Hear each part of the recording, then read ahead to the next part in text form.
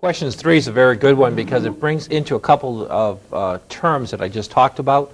We see that here the capital structure of the organization has been increased a little bit. We not only have common stock, but it also talks about having non-convertible preferred stock. I like it when the examiners give you that information because then there's no question that this cannot be converted into common stock. So it keeps us in this basic capital structure, or the simple capital structure for calculating basic earnings per share.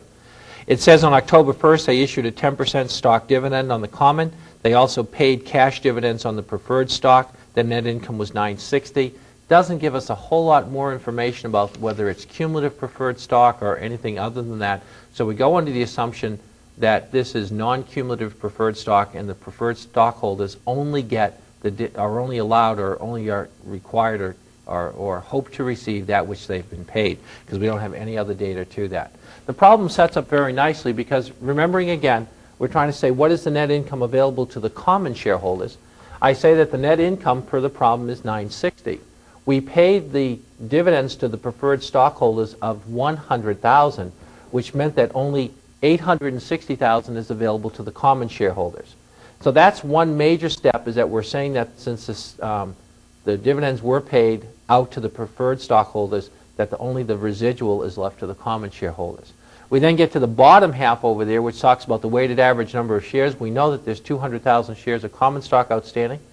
It said that there was a 10% stock dividend, which was paid off of those number of shares during the year. That is deemed to be outstanding for the entire year, which meant that the weighted average number of shares outstanding is 220. If you divide the net income available to the common shareholders by the weighted average number of shares outstanding, you'll come up with an earnings per share figure of $3.91. Okay? That's a nice one to work through. It's a good one to look to. The examiners do that style of questioning. Please go up now to question number 1. And also, I'm going to give you 2 minutes for this because it has a couple of computations you'll have to do besides just the basic one. And I'll see you in 2 minutes.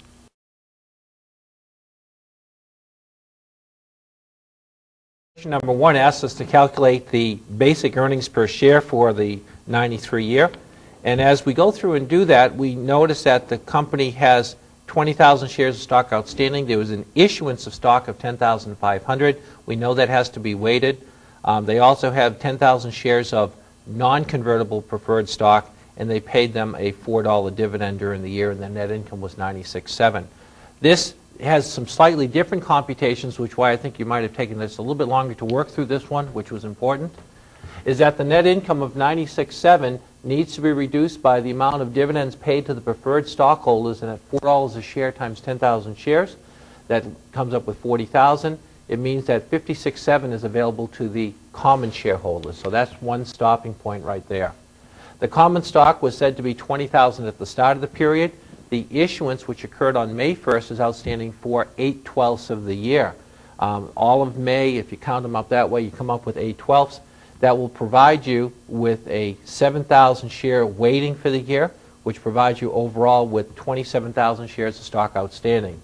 If you divide the net income by the weighted average number of shares, you should come up with a basic earnings per share calculation of $2.10.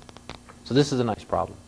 Again, has some of the basic parts of it. Basic is not necessarily easy. Basic simply talks about the structure that you would have.